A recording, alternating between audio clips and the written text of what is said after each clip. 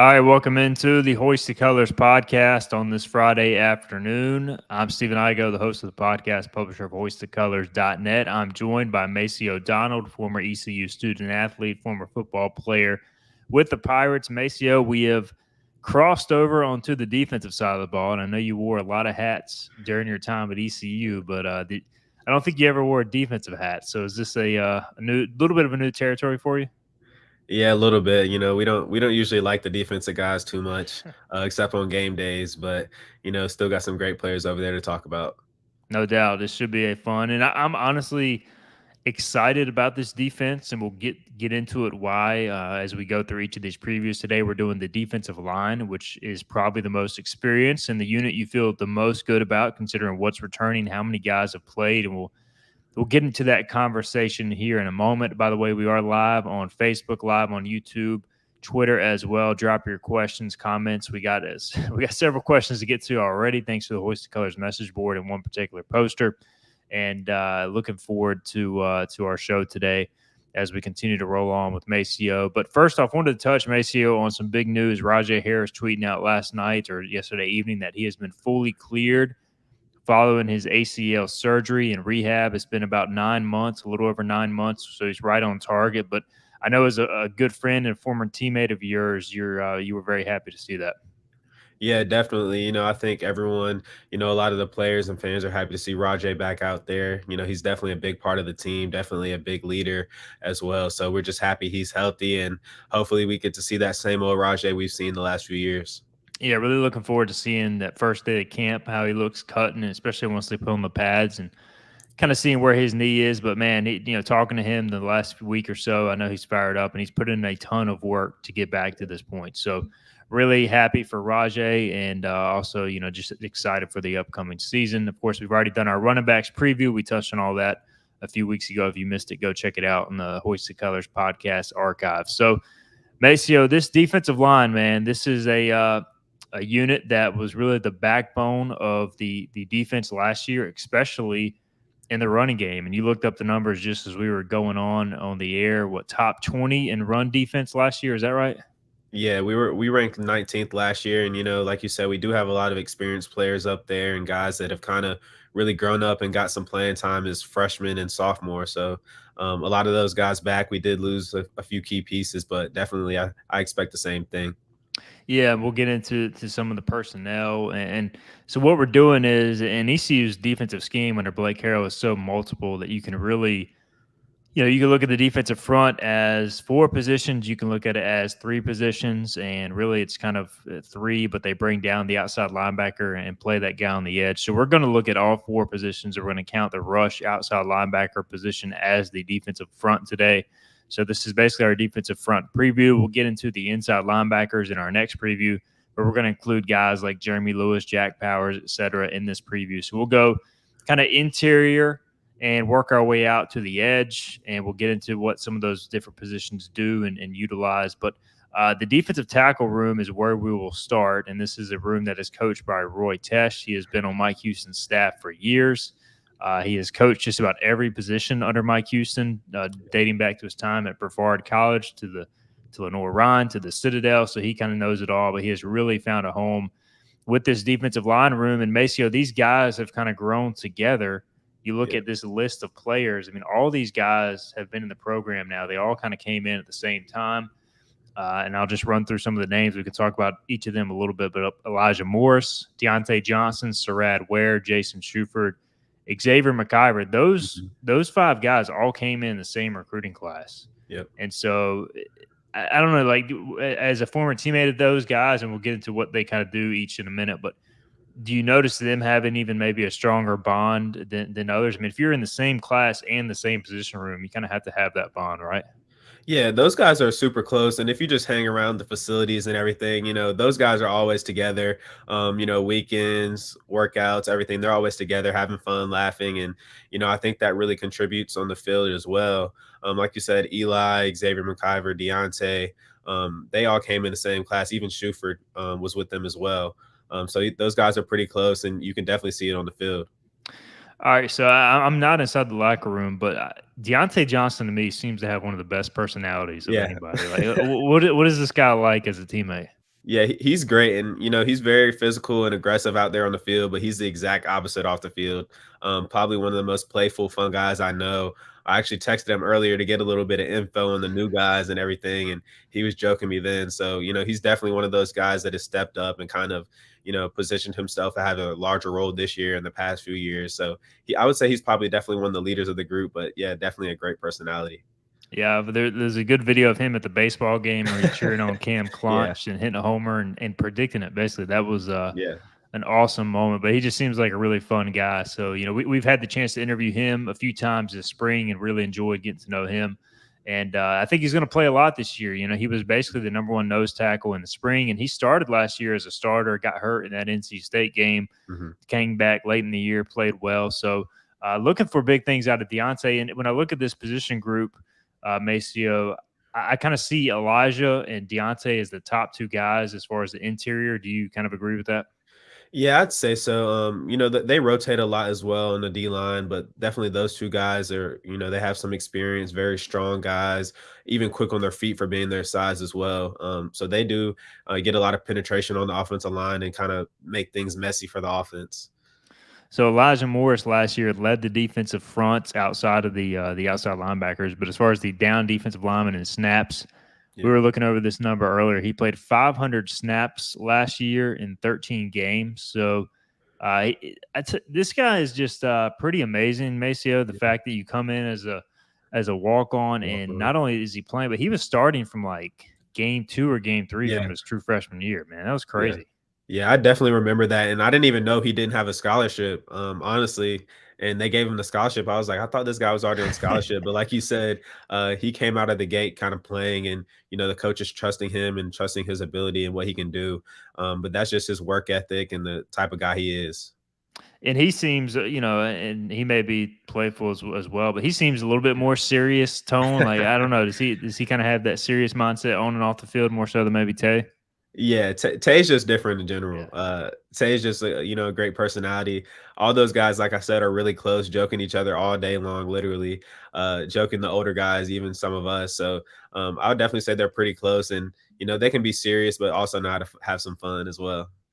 So Elijah Morris, Deontay Johnson again. Deontay last year, 278 snaps in 10 games, but he was, Mhm. he missed a couple games. He was limited, and I expect him to play an even bigger role this year. I think you'll see Deontay more at the nose tackle position. I think you'll see Elijah more kind of over the guard at the defensive tackle spot. And again, they rotate. They line up different places. They move Yeah, before the snap. This is it's a very complex defense. It's not as simple as it looks, Maceo. Like when y'all are trying to prepare, and I know maybe you saw more of this when you were at running back, but that last minute shifting by the defensive front, how much does that change things for the offense when they're out there shifting, moving at the last minute?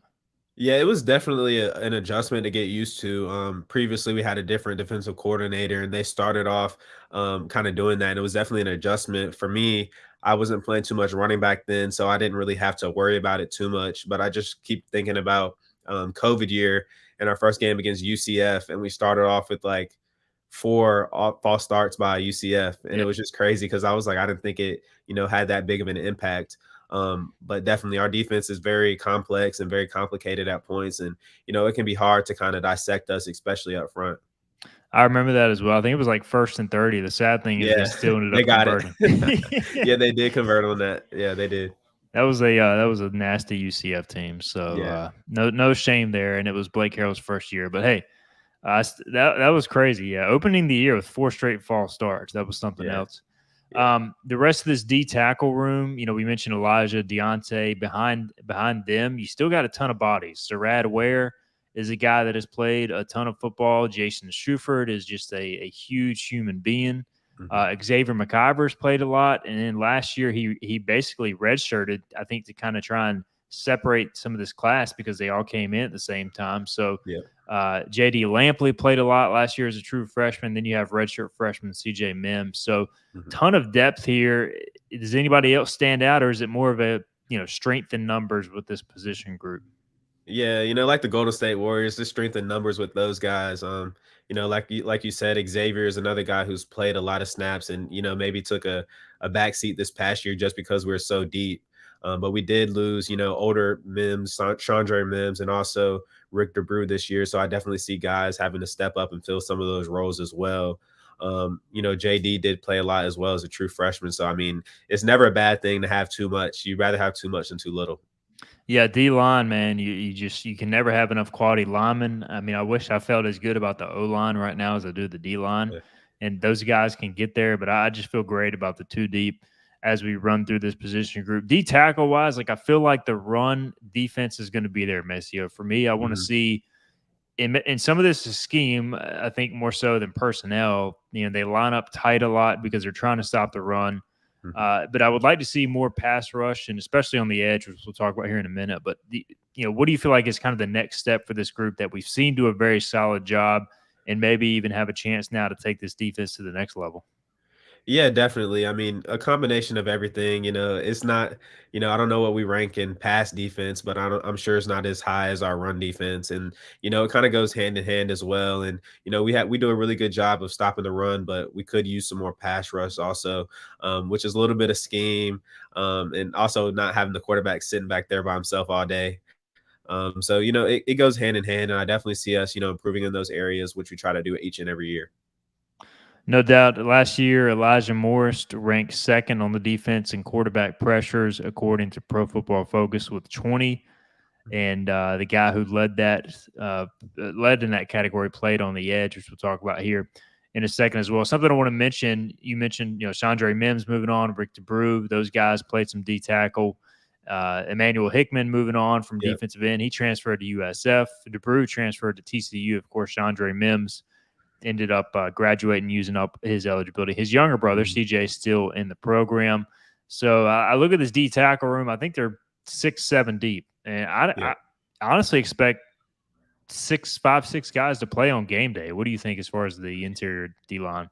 Yeah, I think definitely all those guys will probably see significant playing time at some point this year. Just in general, we rotate a lot, depending on first down, second down, third and long. They rotate a lot and have subs. So definitely those guys will all get some time. I definitely, if I had to guess, I would see Tay and Eli getting those first couple of snaps. But we're pretty deep in that area, and I expect all of those guys to play. Yeah, and you got kind of different body types too, with Mhm. Deontay, Jason Struford, Xavier McIver, all a Yeah. little bigger. Eli.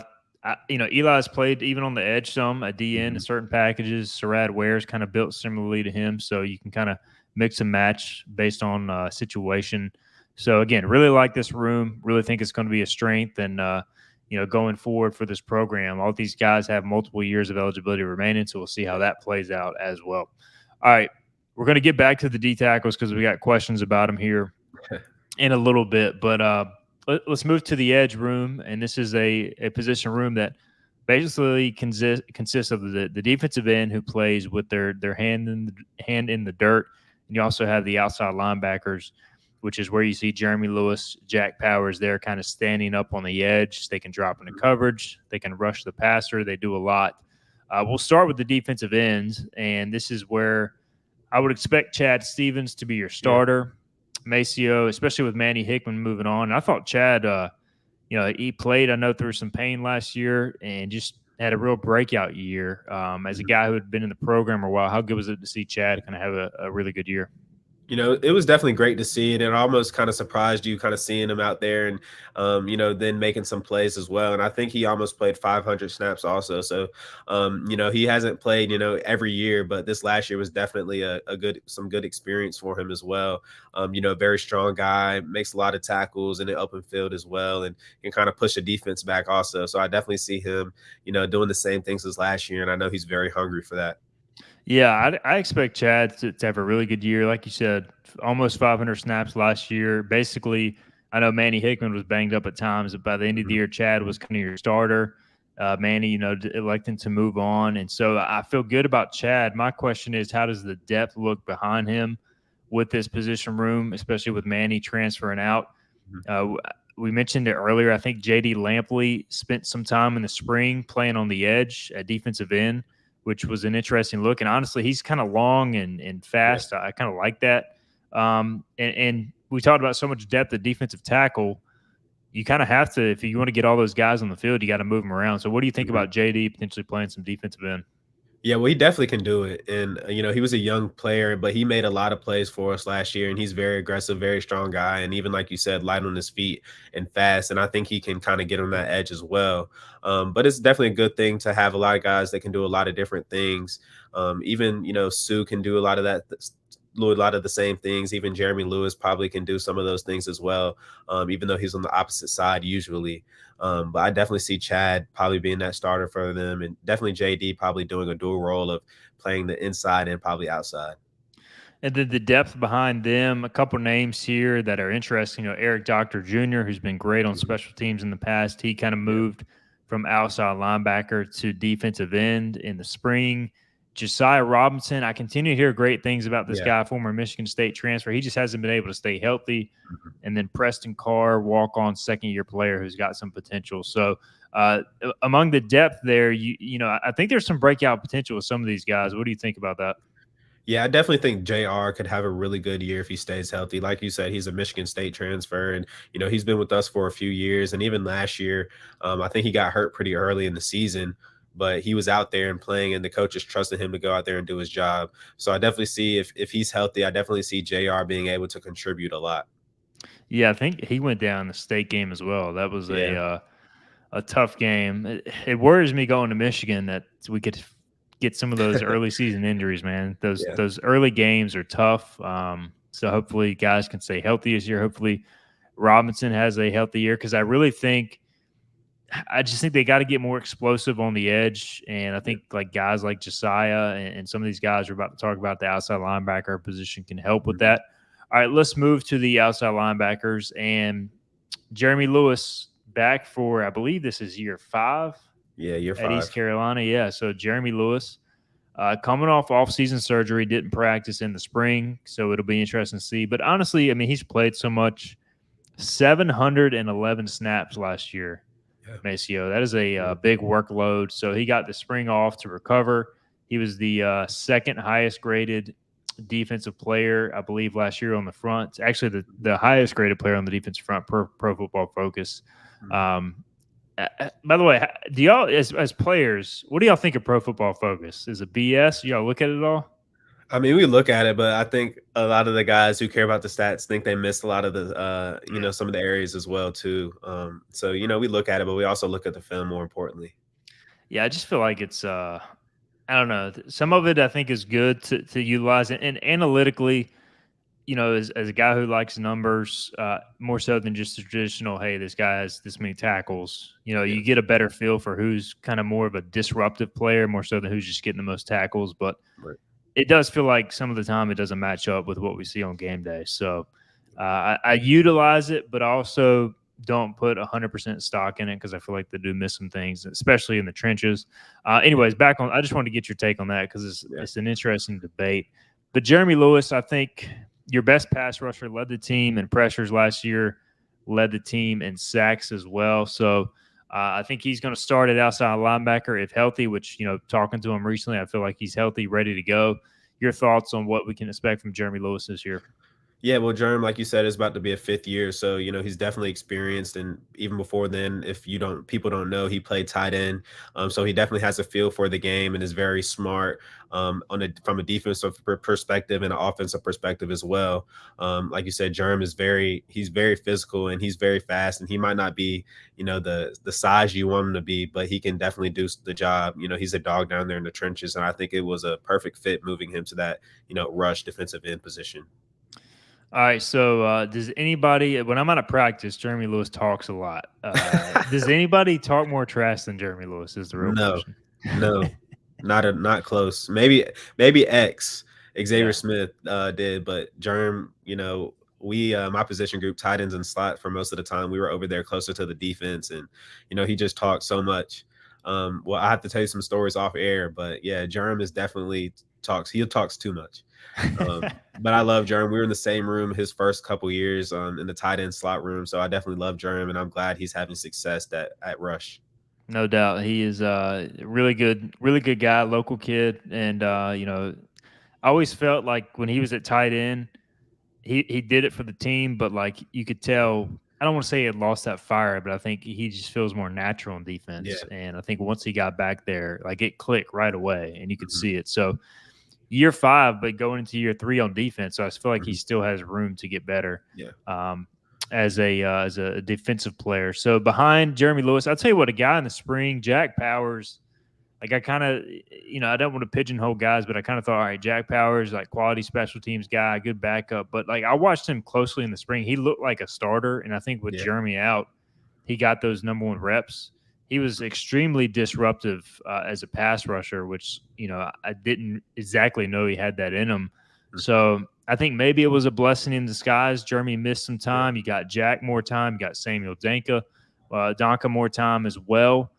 Young guy with some big upsides. So I like this 3 deep. I think Yeah. this is a position that you're going to be able to play all 3 guys. Yeah. Yeah, definitely. And like you said, Germ and Jack Powers are some older guys. So at points they're gonna need a little bit of rest and might deal with some things. And that's where you have Sam Donk at. And he's probably a 6'5". I don't know how much he weighs, but he definitely has a lot of upside. And I think if he just fills out that body, in the future, I think he's gonna be a real problem for some offenses. But yeah, definitely Germ and Jack. I think those are gonna be the main guys starting. And Jack is one of those old heads who, always does his job, always in the right spot. And I definitely think this spring helped him out for sure. I think Jack may even be going into year 6 of college Yeah, football. yeah, So he is. you got some old, you got some old or outside linebackers, but Yeah, they played a lot of ball. They won't be surprised by anything. And yeah, I mean, I think upside wise, and I don't know if Donka has the weight on him yet to go out there and play every down. But like when I just look at him, man, he looks like a guy. If he adds 20, 30 pounds, he could be playing professionally one day. Now a yeah, long way to go before that happens, but like just in terms of length, size, and speed, he's kind of how you would draw it up. So yeah, I feel like they got to get more explosive. And let's get into this conversation. Like I think Jeremy can be that. I think Powers, what I saw, can be that. But a little bit more pass rush this year, I feel like could take the defense to the next level and help out that secondary. Because at times, you got to be able to obviously pressure the quarterback to help out your secondary, and vice versa. You can get some coverage sacks too. But I think that's an area they have to grow in this year, Maceo. Just your thoughts on that. yeah, definitely. And we all know our run defense is very good. We could improve on our pass defense, in our pass rush. But definitely, I think these guys collectively can do that. We did lose some players, but I think the guys there can do that, and we just have to get them in some better positions to attack the quarterback, attack the backs that back there who's blocking for the quarterback. But I think that's definitely an area we can improve on. And I know at some points last year we got toasted in the secondary a little bit, but those guys can't guard forever. So we definitely need some help up front. I think Germ and I think Sam Donka, if he can, put it together, he's still a young player, but I think he can really, really help our defense and kind of give a little bit of, that length and size that we don't typically have up front. We do have a lot of great players, but they are undersized at points. Probably overall, they're a little bit undersized, and a lot of the O lines will play against. But Sam Donkin, he definitely has that length, speed, and agility to disrupt some things. A couple other guys to mention. Jackson Barker moved from Yeah. inside linebacker to outside linebacker this year, so he'll be in that mix as well. And then you got 2 true freshmen, Kieran Davis and Demoris Jenkins. Demoris is built a lot like Donka. He's like 6'5", 220. He just is, again, he's a true freshman, Mhm. and he's very raw. But and I think Davis likely more going to play defensive end. He's actually the son of former NFL first round pick Charles Grant. So just this overall position group. We'll get into the questions here in a second, but I just look at this group and like 3 deep from D tackle out to both edge spots. I feel good about Maceo, and like I feel Yeah. like this is going to be the backbone of your defense. Yeah, definitely hands down. They are the deepest group in the at ECU football right now. And those guys have a lot of experience and a lot of time behind them. And I still think they have a lot of time ahead of them as well. Those guys still have multiple years of eligibility. So I don't think that there'll be any lag up front. They're all on the COVID plan. They got that Yeah. extra year, so and they all got to play as true freshmen in COVID, Yeah. almost as like a free year. So like Hmm. it at the time, I'm sure it was rough for some of those guys just being Hmm. thrown into the fire in the middle of a pandemic. But here they are. They're grown men now. They grew from it. So lot to expect from this group going forward. All right, Messio, we had a user on Hoist the Colors. And again, if you're listening, we got a couple comments on from our fans who are tuned in, just saying, hey, um, we had a listener drop in 7 questions for us. We'll see how quickly we can get through this. But if you're tuned in live, you got a question, drop it here on YouTube or Facebook. We'll get to it. All right, Skiles32. He has a couple questions. We'll start with number one. He wants to know, how does Eric Doctor look in the defensive end group? Has he bulked up? Macy, I know you talked to some of your guys, and maybe they can give you a report on this as well. But I thought he looked noticeably bigger in the spring, Yeah. and I think he's got a chance to crack that rotation, especially with Manny moving on. Your thoughts on Eric? Yeah, I definitely think he has a shot, to get more, time on the defensive end, not just special teams. But, Eric Doctor is a big, strong, solid dude. I didn't think he was small to begin with, but Doctor is one of those guys back there in the punch shield every time that's, standing up and making sure we don't get a punt blocked. So, Eric is a strong dude, very reliable, and I think the coaches trust him a lot. And I think, behind Chad Stevens and some of those guys there, I think he could see some time this year. Doctor's another guy who came in with that 2020 class, Mhm. and it seems like that entire class is playing defensive line Yeah, at times. But yeah. I think guy who's been in the program, he's paid his dues. This is his year, I think, to play some defense, and I think he won like special teams player of the year last year at the banquet, so that was good to see. Skiles also wants to know, is Josiah Robinson fully healthy? I don't know if he's been cleared yet, but I know he's on his way back. Macy, have you heard anything there as far as Josiah Robinson? Yeah, I don't know if JR is fully cleared yet. He's definitely going to be playing this season for sure. I don't know if he's fully healed. We still have a month and a half or so to go for him, and I don't think anyone's expecting him to come back, week one just 100% ready. He still has to build up that workload again, and I think JR is going to be very special for us and very important for us as well. Like I said, he was getting some playing time, week one where he got hurt against NC State, who was supposed to be the best team in the ACC last year, but I think he's going to be very important for our D line. I think, yeah, he was like doing some very, very limited work in the spring. Mm-hmm. So I'd be surprised if he wasn't out there for camp. And again, camp starts up in about a week and a half or 2 weeks. So we'll know more then. All right. Next question from Skiles. He said, what is the best pass rush combination? I guess he's asking, like, if we had to go the whole D line, who would we throw out there? Based on the third down package, Maceo, I think it would be, you got to have Jeremy out there. You got to have, I think you try to get Donka. I always screw up his name. I'm just going to call him Sam. Yeah, Sam. You got to get Sam out there. And I think you got to get JD Lampley somewhere out there. And then maybe Elijah. That's who I would pick. Any different thoughts there? Yeah, I definitely think Germ for sure. And I think if Sam puts it all together, Sam Donka, I think he's definitely going to be a guy that could help, getting some pass rush and some hurries on the quarterback. But as far as combination, I think any of those guys are very capable to do that. Like we said, we're pretty deep. So I honestly could close my eyes and kind of pick a couple of those guys, and I think they'll get the job done. Even Suad Ware, he's done very well in the past, and he's a little bit undersized but very strong, very reliable for our defensive line as well. So I think any of those guys really can help in that area. I'm glad you mentioned Surad, because there's been times he's flashed some big time pass rush skills. So hopefully he can get some more consistent time this year. Same question, but run stopping combination. You got to go with the beef here. So I feel like you gotta go Deontay. You got to get Shuford in there somewhere, right? If you're trying, if this is goal line, like 4th and 1 or 4th and goal or 4th and inches.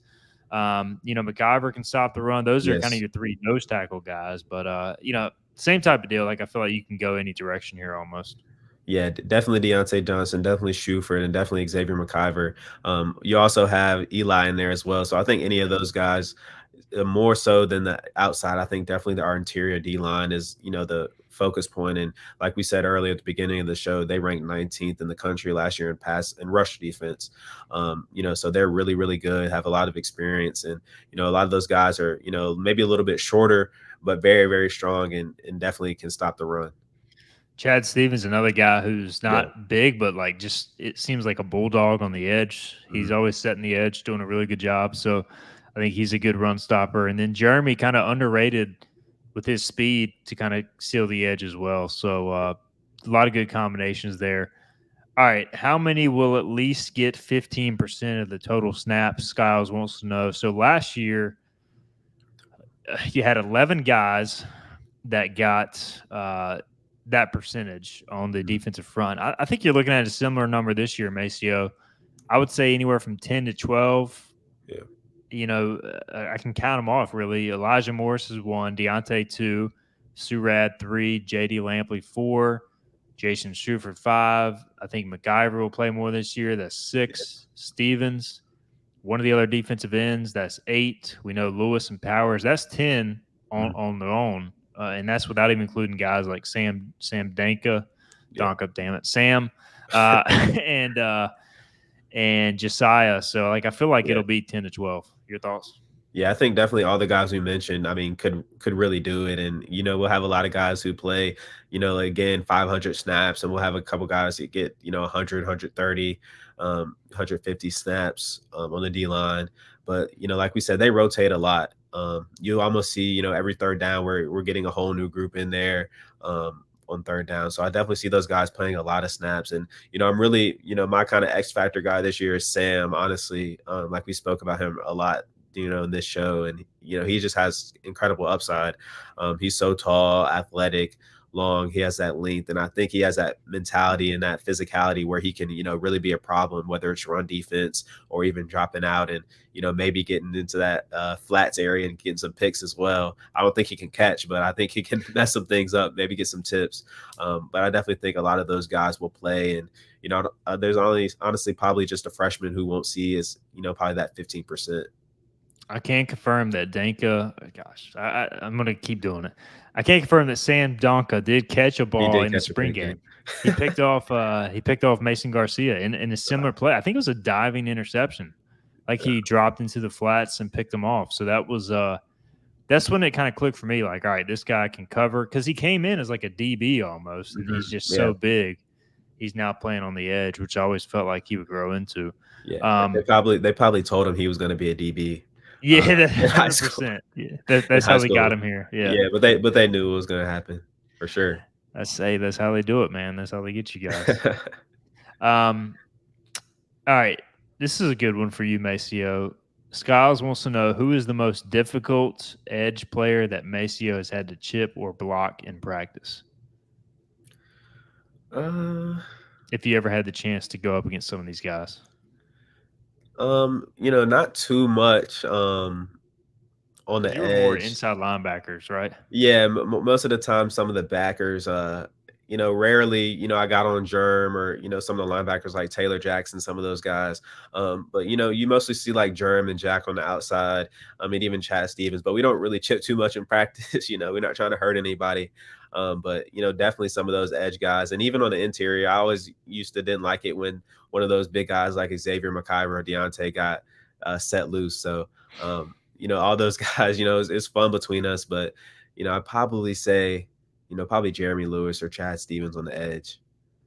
Yeah, I feel like just watching practice, consistent problem Yeah. blocking Jeremy Lewis when he's healthy. Yeah. By the not just for the skill guys, but the offensive tackles. Mhm. So, like, I feel like he's probably your best pass rusher. All right, and lastly from Skiles, which defensive tackle hits the hardest in tackling? Did you experience much? And again, they don't do a ton of tackling. It's more the linebackers. But did you ever get smacked by one of the big guys in practice? Well, I would say Deontay got me one time, a few springs back, and he kind of body slammed me. He kind of got loose and body slammed me. I probably have a video of it somewhere. He did that But against BYU or somebody, yeah, right? he kind of got me. He didn't slam me as hard though, but he definitely got me. So I mean, any of those guys, if you let them loose, those are big. 6'2", 6'3", 300-pound guys. So any of them, if they touch you, it's going to hurt for sure. I don't think I'd want to run to Jason Struford. I feel like he Oh would yeah, just like swallow me up and spit yeah, me out. yeah, for sure. He's a big dude. All right, this is a good question from Corey because we've talked about how good this D line is, and he asked, "How do we stand up to a Michigan offensive line? I feel like this is our best unit, but do we look good when lined up against one of the NCAA's top teams?" I think this is the biggest question going into the opener, and obviously we're a long ways away from the opener, but I've talked to a few Michigan guys, Maceo, and they have a passing game, and they're obviously very good, but like they just run the ball. They That's run the what they ball, do. yeah. They're a pro style team.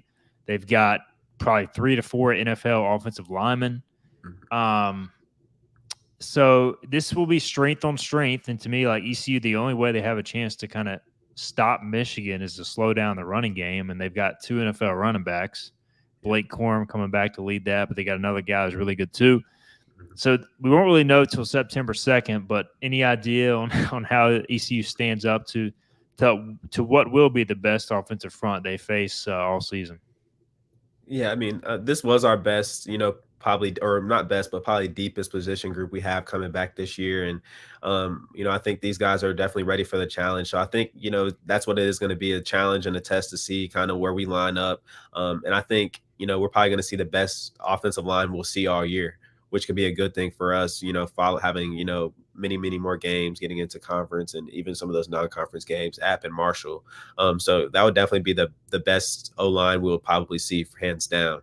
I don't know how well we'll match up against them, but I know those guys, Deontay, Eli, I know those guys are going to be ready to go, and they're not just going to roll over for sure. Yeah, the last thing I would expect is this team to be scared of going up Yeah, against Michigan. Like ECU teams in the past have kind of risen to the occasion, risen to the talent level yeah, they're playing, and I have a feeling with this defensive front, they're gonna do their best to do that as well. And look, this is going to be a major challenge, but I don't think they'll be scared. And the best comp I would have is maybe the BYU game last year because BYU. I walked down the field pregame, man. Those some that big was the boys. biggest damn offensive line I've ever seen. Like those Yeah, dudes were huge, and they ran the ball pretty good. I don't even know if Michigan will be as big as BYU, but it'll be similar. yeah, And they did. I talked to some coaches after that game.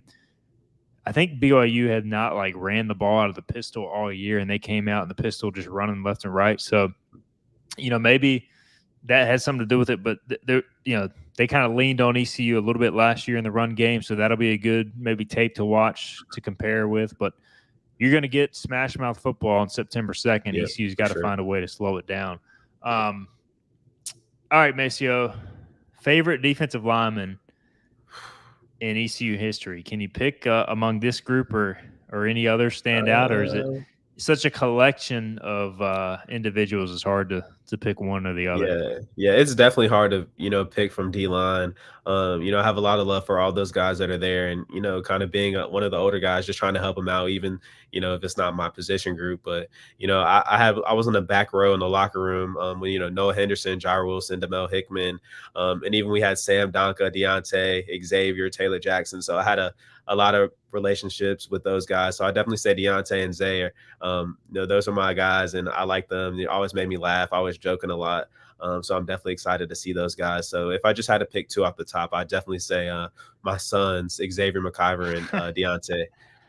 But definitely Eli, Surad, all those guys. I love all those guys, and even some of the previous guys we've had on the D line are great guys. So I can't really just pick one. Yeah, I'm quickly becoming a fan of many of those guys as well, especially Deontay. Yeah, He's impressed me this spring. We got a couple fan submissions. Chuck says Rod Coleman, who by the way is going to be inducted into the ECU Hall of Fame this fall, which is well deserved. He was a longtime NFL vet, played in the late '90s. Great talent. Corey Tripp says the Swamp Monster Terry Williams.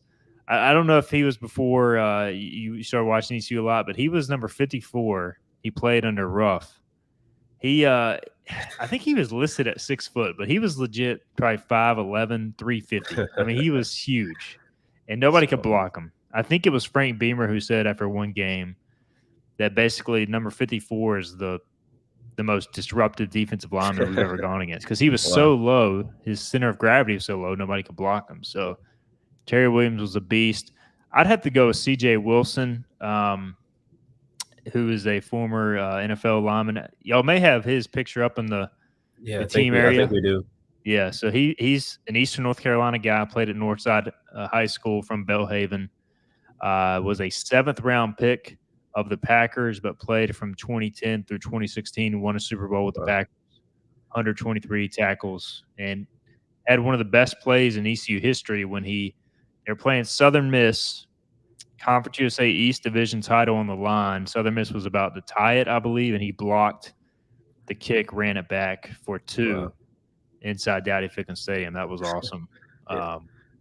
And Corey says C.J. Wilson, Limble, Joseph combo. Yeah, tough to beat So, that. They had 4 NFL defensive linemen on the Conference USA wow. championship teams. It was something else. But I tell you what, this is the best D line they've had since then. So your boys are Mhm. doing something right, Maceo. Yeah, they are. Still got some time to go with them too, I hope. No doubt, no doubt. Well, hey, we went 40 plus minutes talking D line. It was easier than O line, but Yeah. we're well on our way, man. We only got 2 more position previews left. I've already decided. I've made the executive decision. I'm not doing a special teams podcast preview. So Yeah. Sorry, Coach Doust. yeah, I'm sure. Hey, he got his time today. We talked about the DNs and outside Yeah. linebackers. So, but honestly, I think every position at this point is an open competition with special teams. So like, Mhm. we could just talk about kickers and punters and Yeah. long snappers and holders, but maybe we can just do a 5-minute segment in our defensive back preview. Yeah. I don't know, We'll but see. either way, We'll see. I'm not doing a whole podcast on special teams. Sorry, Yeah. guys. Yeah, Maceo, this was fun, and linebackers are next, and going to have a lot of experienced shoes to fill there. And early preview of the linebackers. I know they'll be, we're obviously losing X, Miles Berry, Chance Bates. Maybe I think Jacoby Simpson even moved on. So like, there's a lot of guys who have to step up a linebacker. Yeah. Yeah, definitely. I know Taylor Jackson, my guy there, he's ready to go. He's been kind of waiting his turn these last few years, so I think he's going to have a big breakout year. Yeah, we'll get into the linebackers next week, Maceo. But good stuff, man. Appreciate your time as always. We continue to march forward towards preseason camp. The real question is, are you going to be out there watching practice at all? Are you going to try and sneak out there as a media member? Do I need to I get might you? try to. I'll get you a I might try to credential. get out there. I Hey, hope we can do it, man. Coach Houston lets me get out there and everything and see the guys. But it'll be all love when I see him, and hopefully I can get out there a couple times. It's gonna be hot, so I don't know how much they're gonna have me out there.